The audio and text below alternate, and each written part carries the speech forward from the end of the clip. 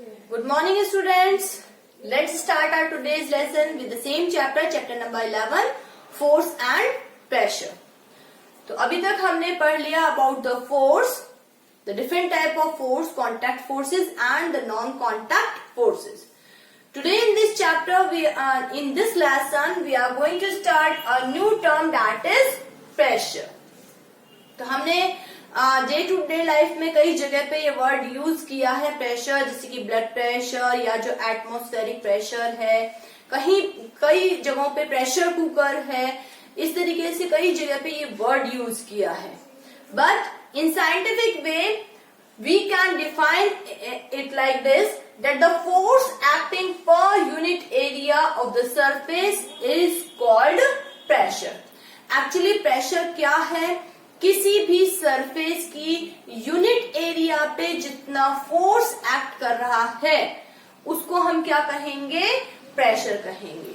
यानी कि कोई भी सरफेस है उसके यूनिट एरिया पर जितना फोर्स एक्सर्ट कर रहा है उसको हमने प्रेशर नाम दिया है. अगर हम प्रेशर को यहाँ पे शो करना चाहें तो according to definition pressure is equal to force upon area, force पर unit area. If the pressure is denoted by P, force is denoted by F and area is denoted by A, so P is equal to F upon A. और इसके according अगर हम देखें तो P is equal to F upon A. यहाँ पे हमने देख लिया कि जो प्रेशर है वो फोर्स पे डिपेंड कर रहा है और एरिया पे डिपेंड कर रहा है. और इसको हम कई जगह पे देखते हैं, किस डे टू डे लाइफ में भी कई जगह देखते हैं कि किस तरीके से फोर्स और जो एरिया है वो प्रेशर को इन्फ्लुएंस करते हैं, कैसे प्रेशर फोर्स और एरिया पे डिपेंड करता है. अगर हम ये देखें कि फोर्स जो है वो फोर्स से कैसे रिलेटेड है और एरिया से कैसे रिलेटेड है, तो अगर हम यहाँ पे देखें तो pressure is directly proportional to force, क्योंकि फोर्स जो है वो प्रेशर के बिल्कुल सामने है, इज इक्वल टू के बिल्कुल सामने है, तो हम कहेंगे that pressure is directly proportional to the force. इसका मतलब क्या है? जैसे जैसे फोर्स इंक्रीज होगा वैसे वैसे प्रेशर भी क्या होता जाएगा? इंक्रीज होता जाएगा. और अगर हम फोर्स को कम करेंगे तो प्रेशर भी क्या होता जाएगा? अगर हम फोर्स को डिक्रीज करेंगे तो प्रेशर भी डिक्रीज होगा. डायरेक्टली प्रोपोर्शनल का मतलब यही होता है कि अगर ये इंक्रीज हुआ तो ये भी इंक्रीज हुआ, ये डिक्रीज हुआ तो ये भी डिक्रीज हुआ. अगर फोर्स को बढ़ाया तो प्रेशर भी बढ़ जाता है और अगर फोर्स को कम किया तो प्रेशर भी कम हो जाता है. Now what is the relation in pressure in area? क्योंकि ये इसके 1 अपॉन एरिया है, अगर हम फोर्स को कांस्टेंट रखें तो हमारे पास रिलेशनशिप आ जाती है that pressure is inversely proportional to area. इसका मतलब क्या है कि अगर हम एरिया को इंक्रीज कर रहे हैं, सरफेस एरिया को इंक्रीज कर रहे हैं तो प्रेशर कम हो जाएगा और अगर एरिया को कम कर रहे हैं तो प्रेशर इंक्रीज होगा. मीन्स इनवर्स का मतलब ये होता है if it increases this quantity decreases, if it decreases it will increases. तो अगर हमने एरिया को, जो भी कांटेक्ट एरिया है उसको बढ़ाया तो प्रेशर कम हो जाएगा और अगर हमने इसको कम किया तो प्रेशर बढ़ जाएगा. And we can see this relationship in our day to day life. जैसे कि अगर हम आइस में चलते हैं, स्नो में चलते हैं, तो अगर हम बेयर फुटेड है, अगर हमने पैरों में कुछ नहीं पहन रखा है तो हमारे पैर जो है वो स्नो में ज्यादा धंस जाते हैं. पर अगर हमने कोई फ्लैट सोल के, एक लार्ज एरिया के सोल के शूज पहन रखे हैं जिनका सोल बहुत चौड़ा है, ऐसे शूज पहन रखे हैं तो हम उसमें इजीली स्नो में चल पाते हैं. क्यों? क्योंकि अगर हमने चौड़े सोल के शूज पहन रखे हैं तो उसका सरफेस जो एरिया है वो इंक्रीज हो जाता है और उस एरिया इंक्रीज होने की वजह से उससे एक्सर्टेड जो प्रेशर है वो डिक्रीज हो जाता है और प्रेशर डिक्रीज होने की वजह से वो जो शूज हैं वो स्नो में कम धंसते हैं. तो जैसे ही एरिया इंक्रीज हुआ प्रेशर डिक्रीज हुआ and we are able to move in the snow easily. इसी का एग्जाम्पल होता है जैसे कैमल है। कैमल क्यों सैंड में इजीली चल पाता है? क्यों? क्योंकि अगर हम चलते हैं तो हमारे जो फुट है उसका सरफेस एरिया जो है वो कम होता है। एरिया कम होता है तो उनसे एक्सर्टेड प्रेशर ज्यादा होता है। इसकी वजह से जब प्रेशर ज्यादा होता है तो हमारे जो पैर होते हैं वो स्नो में ज्यादा घुस जाते हैं, उनसे प्रेशर ज्यादा लगता है और हमारे पैर उसमें सैंड में धंस जाएंगे और हम इजीली मूव नहीं कर पाएंगे। पर जो कैमल के फुट होते हैं उनका जो सोल होता है वो नीचे से लार्ज एरिया वाला होता है, वो चौड़े सोल के होते हैं। इसकी वजह से उनका सरफेस एरिया ज्यादा होता है। एरिया अगर ज्यादा है तो उनसे एक्सर्टेड प्रेशर लेस होता है और प्रेशर लेस होता है तो सैंड में उसके पैर कम धंसते हैं। इसकी वजह से वो इजीली सैंड में मूव कर पाता है। और एग्जाम्पल ले सकते हैं दैट अ नेल, जो भी हमारी कील होती है, it has a sharp point. उसका पॉइंट शार्प होता है। क्यों होता है? क्योंकि अगर पॉइंट शार्प होगा तो उसका जो सरफेस एरिया है वो कांटेक्ट एरिया जो है वो एरिया कम हो जाएगा और एरिया कम होगा तो उससे एक्सर्टेड प्रेशर ज्यादा होगा और वो वुड में या कहीं पे भी जहां पे भी हम उसको प्रिक कर रहे हैं उसमें इजीली डीप तक जाएगी। इसी तरीके से नाइफ है। एक नाइफ अगर ब्लंट है तो उसका जो कांटेक्ट एरिया है वो ज्यादा है क्योंकि वो ब्लंट है। अगर कांटेक्ट एरिया ज्यादा है तो प्रेशर कम है, वो कम लेस प्रेशर एक्सर्ट करेगा जिसकी वजह से कोई भी वेजिटेबल या फ्रूट इजीली कट नहीं हो पाएगा। पर अगर नाइफ जो है वो शार्प है तो उसका कांटेक्ट एरिया क्या होगा, वेजिटेबल या उससे फ्रूट से वो एरिया जो है वो कम होगा क्योंकि वो शार्प है।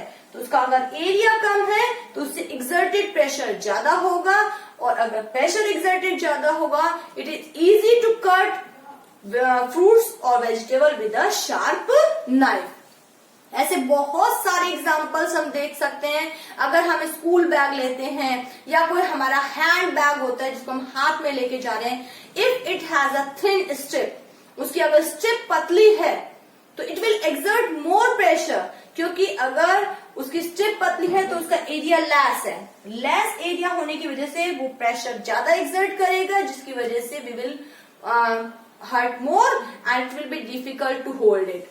अगर उसका एरिया स्ट्रिप कम है तो एरिया कम हुआ तो प्रेशर ज्यादा एक्सर्ट करेगा। इसकी वजह से हम उसको इजीली होल्ड नहीं कर पाएंगे या जो स्कूल बैग की जो स्ट्रिप है वो ज्यादा प्रेशर एक्सर्ट करेगी जिसकी वजह से हमें उसको होल्ड करना डिफिकल्ट हो जाएगा। बहुत सारे ऐसे एग्जाम्पल हम ले सकते हैं जहां पे हमें प्रूव कर सकते हैं that pressure is inversely proportional to area. कैसे जो टैंकर्स होते हैं उनके अंदर व्हील्स नहीं होते हैं, उनके अंदर वो लॉन्ग चेन्स के वो होते हैं, लॉन्ग चेन्स होती हैं जिसकी वजह से एरिया सरफेस एरिया ज्यादा हो जाता है और वो इजीली सैंड में मूव कर सकते हैं। तो बहुत सारे एग्जांपल्स लेके हम प्रेशर और एरिया के रिलेशनशिप को समझा सकते हैं। It is all about the relationship of pressure and force.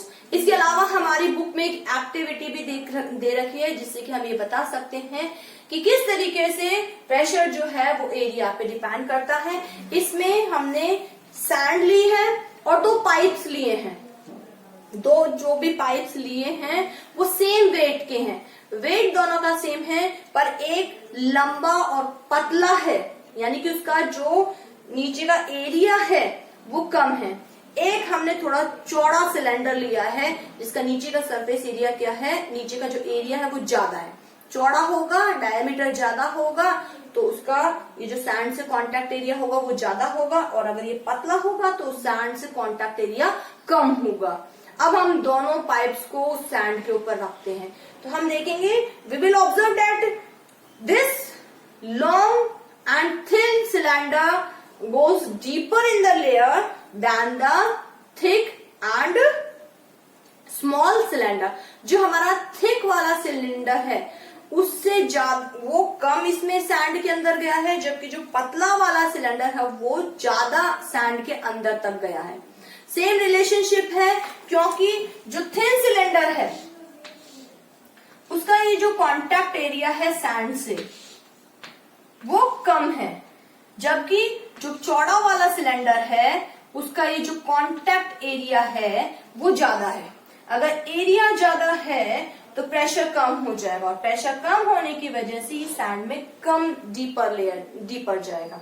इसी तरीके से क्योंकि इसका एरिया कम है, यहाँ का ये कांटेक्ट एरिया इसका कम है, और अगर एरिया कम होगा तो प्रेशर ज्यादा होगा, और प्रेशर ज्यादा होने की वजह से ये डीपर जाएगा कंपैरेटिव टू थिकर सिलेंडर। तो हम यहाँ पे इस एक्टिविटी से भी ये प्रूव कर सकते हैं कि how the pressure is inversely proportional to the area. तो इससे हमने ये कर दिया। The next thing is the unit, SI unit of pressure. SI unit क्या है प्रेशर की? So according to the formula P is equal to F upon A। F यानी कि जो फोर्स है इसकी एसआई यूनिट होती है न्यूटन, तो हम यहां लिखेंगे न्यूटन। एंड एरिया, एरिया किस में होता है?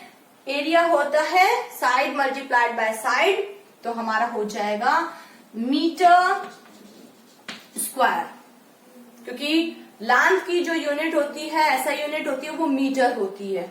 Area side multiplied by side होता है तो हमारा हो जाएगा मीटर स्क्वायर। तो हमारा आ गया प्रेशर की यूनिट हो गई न्यूटन पर मीटर स्क्वायर। इसको हम इस तरीके से न्यूटन पर मीटर स्क्वायर भी लिख सकते हैं, या फिर हम इसको न्यूटन, अगर इस मीटर स्क्वायर को ऊपर लेके जाएंगे तो हम इसको इस तरीके से भी लिख सकते हैं।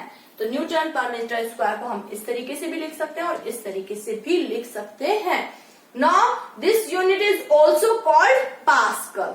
तो हम प्रेशर की अगर यूनिट कहें तो हम न्यूटन पर मीटर स्क्वायर भी बोल सकते हैं, और दूसरी लैंग्वेज में पास्कल भी बोल सकते हैं। So the SI unit of pressure is Newton पर मीटर स्क्वायर और pascal.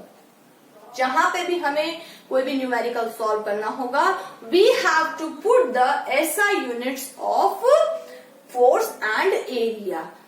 So it is all about the pressure. What is pressure? How it is related to the force and area? It's SI unit. Thank you and have a nice day.